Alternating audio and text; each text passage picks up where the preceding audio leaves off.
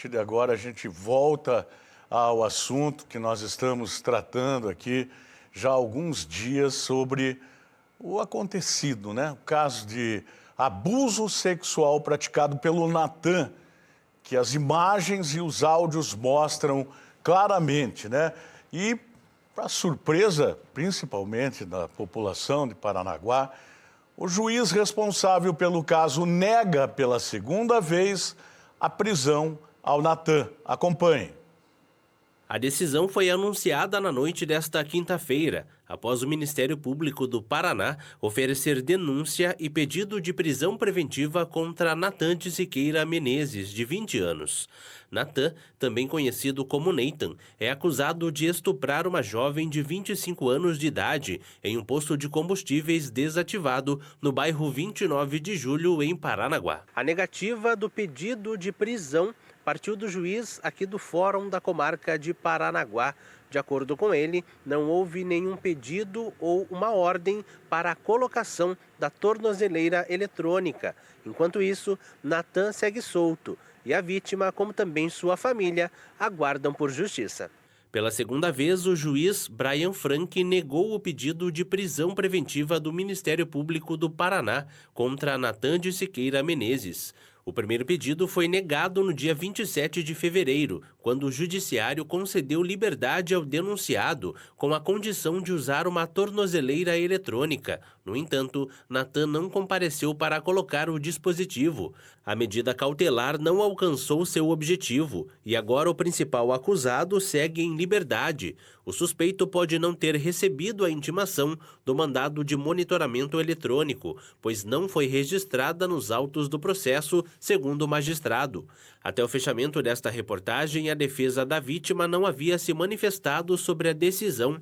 A Polícia Civil também foi contestada quanto aos apontamentos feitos pelo magistrado, porém não respondeu aos nossos questionamentos sobre o motivo pelo qual Natan não ter assinado o documento de intimação para a instalação do monitoramento eletrônico durante o depoimento. Mas nós temos um VT aqui que prova que tinha sim os documentos que o juiz Brian Frank talvez desconhecia. Vamos ver, tá bom? Porque a gente vai trazer aqui as informações. Baixa o TP um pouquinho para mim, por favor. Muito bem. Né, que provam que o Natan de Siqueira Menezes sabia sim que deveria colocar a tornozeleira eletrônica. Veja aí. A decisão divulgada pela segunda vara criminal da comarca de Paranaguá revoltou a população da cidade, que acompanha os desdobramentos do caso de estupro ocorrido em fevereiro, quando uma jovem de 20 anos de idade foi violentada sexualmente por Natan de Siqueira Menezes, em um posto de combustíveis desativado. Na noite de quarta-feira, o Ministério Público do Paraná ofereceu denúncia contra o acusado, solicitando prisão preventiva de Natan de Siqueira Menezes. Já na noite de quinta-feira, o pedido foi negado pela segunda vez pelo juiz de direito Brian Frank, magistrado da segunda vara criminal da comarca de Paranaguá. Segundo o magistrado, não há necessidade da decretação de prisão preventiva do acusado. Ainda de acordo com o juiz, não chegou ao conhecimento de Natan que ele deveria utilizar o dispositivo de monitoramento. Cerca de uma semana após o crime, o judiciário concedeu pela primeira vez liberdade a Natan, sob a imposição de medidas cautelares, como a utilização de tornozeleira eletrônica. Porém, o acusado não compareceu para realizar a instalação do dispositivo. Ainda de acordo com informações, Natan não está mais na cidade de Paranaguá. A Polícia Civil contesta a alegação do magistrado, quando ele diz que o acusado poderia não ter recebido formalmente a decisão de que deveria utilizar o dispositivo de monitoramento. Em boletim de ocorrência registrado no dia 28 de fevereiro, às 15h03, equipes da Polícia Civil foram até endereços ligados ao acusado. No documento assinado pela delegada de Polícia Civil, descreve como foi o cumprimento do mandado de busca e apreensão naquela tarde.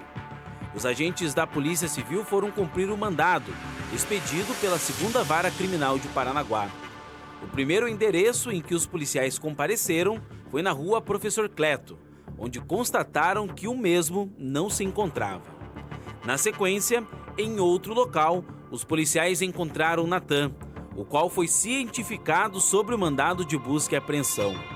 Na oportunidade, o aparelho celular do acusado foi apreendido e ele compareceu à delegacia para prestar depoimento. Na mesma ocasião, Natan foi orientado a agendar junto ao departamento penitenciário a colocação da tornozeleira eletrônica, conforme medida cautelar.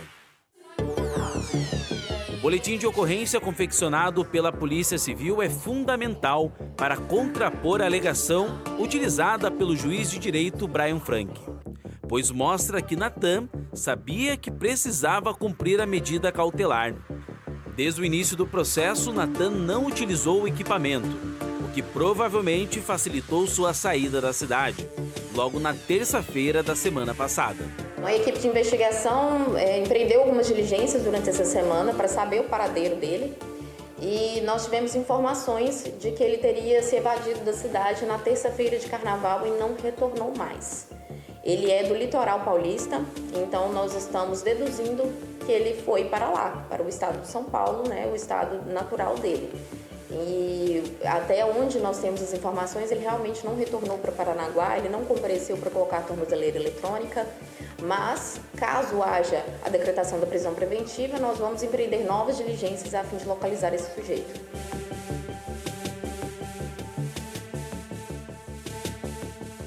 Bom, o nosso jornalismo investigativo da TVCI teve acesso a esse documento que prova que o juiz sabia desse documento e o Natan também. Mas quem vai trazer mais informações para mim aqui, para você, telespectador, é o Michel Moreira, que está acompanhando esse caso, junto com todo o nosso departamento de jornalismo, que faz um trabalho brilhante em cima desse caso, que chama a atenção, Michel, que assusta, deixa as mulheres, principalmente, a população como um todo, mas as mulheres, principalmente, muito preocupadas com o andamento desse caso, com a forma que está sendo tratado esse caso e também perante tudo que a gente já mostrou, inclusive imagens e áudios, né, que mostram a situação que a vítima passou. Boa tarde, Michel. Tony, boa tarde para você, todos os amigos que nos acompanham aqui no Voz do Litoral. Tony, é um caso que cada dia que passa a gente consegue trazer um desdobramento, uma nova informação, um crime que aconteceu no dia 23, daqui a pouco já completa um mês e mesmo assim tem algumas reviravoltas que deixam a população como um todo aí bastante revoltadas, né, com toda essa situação. Pela segunda vez, o juiz então nega o pedido de prisão preventiva do Natan, esse rapaz de 20 anos de idade, ele que então é o autor de um estupro, que há provas, vídeos que mostram então toda essa ação criminosa. E Tony, quando a gente fala sobre uma situação como essa, onde tem provas, há também um inquérito da Polícia Civil que foi finalizado na última quarta-feira, isso é muito preocupante, Tony, a forma como toda essa situação está sendo tratada pelo Judiciário da segunda Vara Criminal aqui da cidade de Paranaguá, da comarca aqui do município. Porque desmotiva mulheres que possam vir sofrer qualquer tipo de violência a denunciar. Porque, Tony, a gente está mostrando um caso que há provas, que há vídeo com áudio, que há ali toda uma situação, o relato da vítima também. Um grande trabalho que a Polícia Civil fez aí durante toda essa situação, né? Todas as investigações deste caso.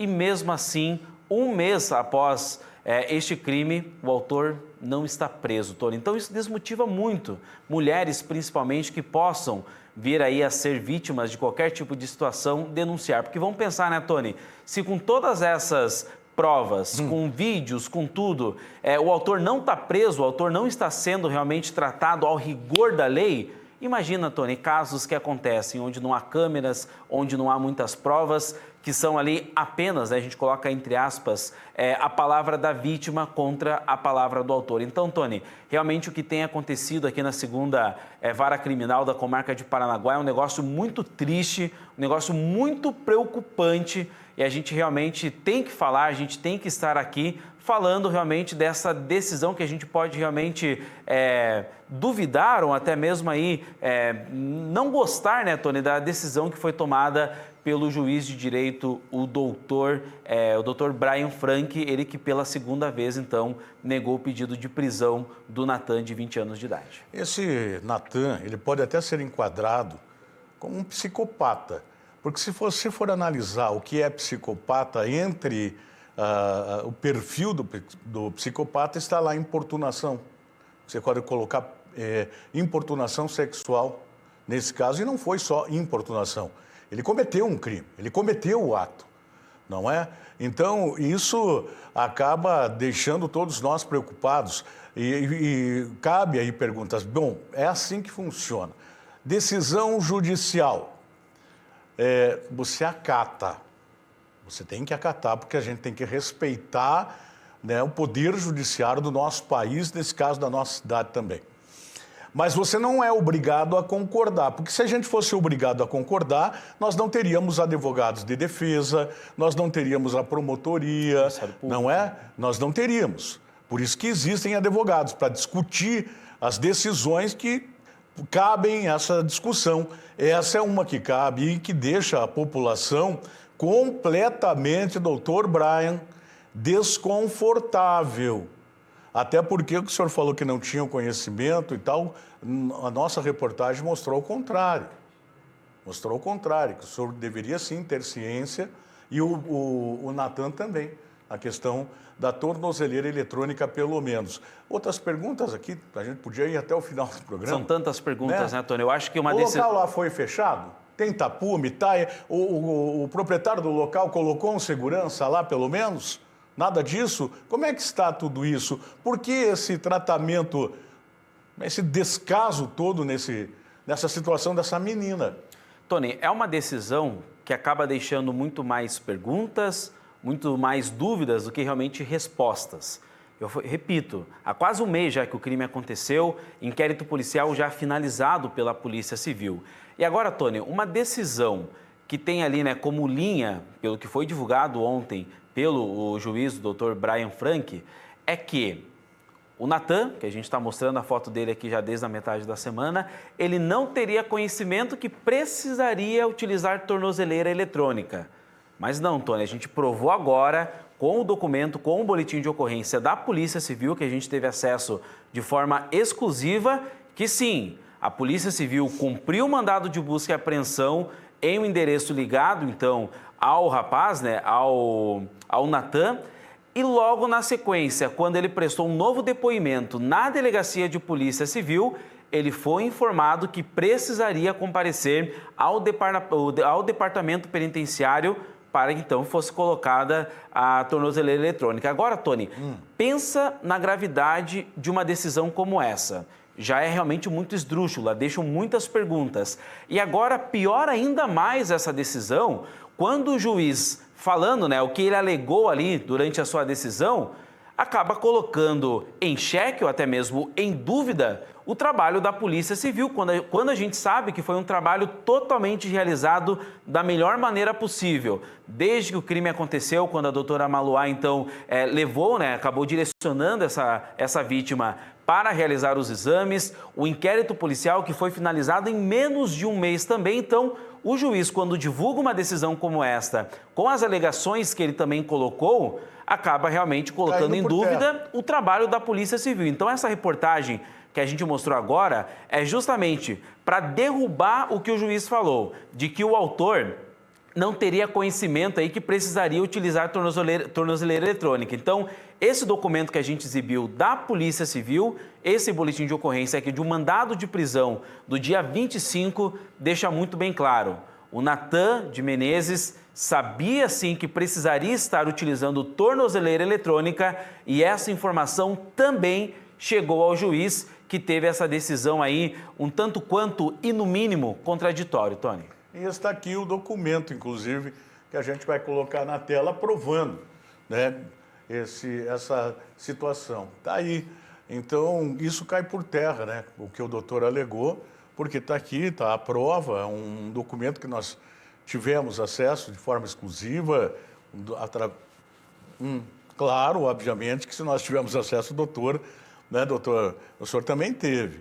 Agora, a gente todos estão preocupados, eu repito isso, porque o encaminhamento desse caso, como é que vai terminar tudo isso, né, Michel? Preocupante. Porque isso aí está abrindo um precedente gigantesco, está causando um desconforto desnecessário aqui em Paranaguá para a população, deixa a mulher parnanguara exposta pela dificuldade de quadrar um camarada desses aí com áudio, com imagens, porque foram faladas muitas coisas, inclusive a gente conversou hoje de manhã, né, Michel, demoradamente no departamento de jornalismo. Não interessa nada daquilo que algumas pessoas comentam. Não interessa absolutamente nada. O que interessa é o momento. O momento ali é não. Eu não quero. Então o resto também cai por terra. Qualquer coisa, qualquer bobagem que algumas pessoas estão dizendo, ou convicções, qualquer negócio. O que interessa é aquele momento, que depois a gente vai colocar de novo. Quando no áudio ela fala, eu não quero. E isso aí, ali é o crime cometido. O que mais falta para enquadrar esse cara, para pedir a prisão desse cara? Porque ali está a prova do crime cometido? Não é não. É isso que a gente fala. Não tem até um trabalho aí divulgado em toda a imprensa brasileira? Não é não. Pronto. Não é não. Ela não queria aquele momento, ela não queria. E ele cometeu mesmo assim. Tony, eu vou pedir até para a nossa produção colocar novamente aqui o documento que a gente teve acesso, então, nas últimas horas, que prova que o Natan sabia que ele precisaria, então, comparecer ao departamento penitenciário para colocar a tornozeleira eletrônica. É um documento, Tony, do dia 28/2, ou seja, 5 dias após o crime. Tem ali a data, o horário do registro, às 3h03 da tarde. Vou resumir aqui, Tony, o que diz aqui na descrição desse boletim de ocorrência, que as equipes da Polícia Civil foram até um primeiro endereço do Natan para realizar um cumprimento de mandado de busca e apreensão.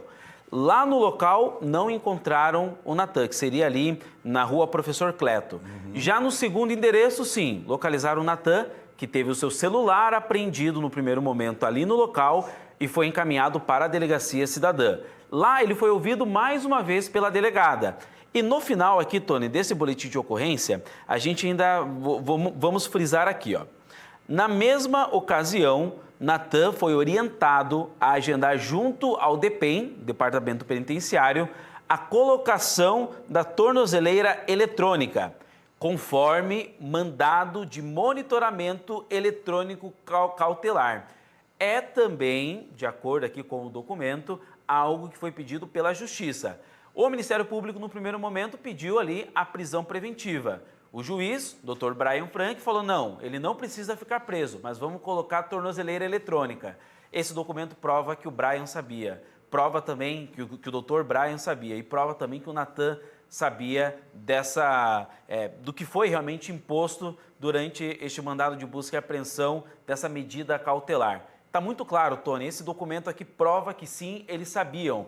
E cai por terra também a tentativa do juiz em descredibilizar o trabalho da Polícia Civil, em dizer que a polícia não fez um trabalho bem feito, que não avisou então o autor. Então, esse documento deixa muito claro que, de fato, tanto o juiz, o Dr. Brian Frank, quanto o Natan sabiam então da existência deste documento, sabiam então que ele precisaria, a partir daquela data, do dia 28 de fevereiro, estar com tornozeleira eletrônica. E eu acho que mais do que qualquer um, ele tinha certeza, o Natan, que ele iria ser preso.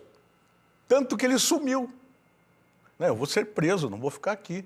Mas, no fim, aconteceu tudo isso que a gente está falando e que ninguém consegue entender. Então, tem mais alguma informação aí, né? A gente vai, inclusive, Tony, dar um espaço aqui para a defesa da vítima. Sim. Ontem, mais uma vez, houve ali o pedido, né, o oferecimento da denúncia por parte do Ministério Público. A gente tem falado aqui também da negativa por parte do juiz da 2ª comarca aqui da cidade de Paranaguá, e a defesa da vítima, doutora Thaís Matarassade, já se pronunciou também acerca dessa decisão. Então, por meio de nota, a advogada Thaís Matarassade disse que a assistência de acusação recebe com lamento a decisão judicial que não decretou a prisão, então, do agressor. Conforme a nota, em um caso como este, em que sobram provas do hediondo crime de estupro, em que o agressor está fugindo de sua responsabilidade, é inadmissível que se abra um perigoso precedente e que gere ainda mais insegurança para a sociedade de Paranaguá. Essa, então, foi a nota da defesa da vítima, assistente de acusação, a doutora Thaís Matarassade. Aquilo que a gente está falando, né, Tony? Abre realmente um precedente muito preocupante de um caso como este, que há provas e, mesmo assim, o juiz não aceita, né, não decreta a prisão preventiva do agressor, do Natan. Nós temos uma nota do Tribunal de Justiça, né? Também, Tony, a gente tem uma nota do TJ Paraná que diz o seguinte: o Tribunal de Justiça do Estado do Paraná disse que não emite notas e nem comenta decisões sobre processos. Defesa do acusado também a gente tem aqui uma tentativa, pelo menos, né? A TVC ainda não tem acesso à defesa do acusado. Mas voltando, Tony, a nota do TJ, que não é uma nota, a nota falando que não comenta, que não emite nota, realmente é um momento em que o Tribunal de Justiça deveria se pronunciar, deveria mostrar o que está acontecendo, deveria contestar o trabalho também desse juiz aqui da cidade de Paranaguá, juiz esse que está aqui no município desde maio de 2021 e agora participa aí desse episódio bastante triste aqui da cidade. Bom, eu quero que a Débora me diga que a gente vai para o intervalo e volta, então. A gente vai fazer um intervalo, você permanece aqui comigo. A gente volta porque tem muita coisa ainda para ser falada. Tá bom? Já voltamos.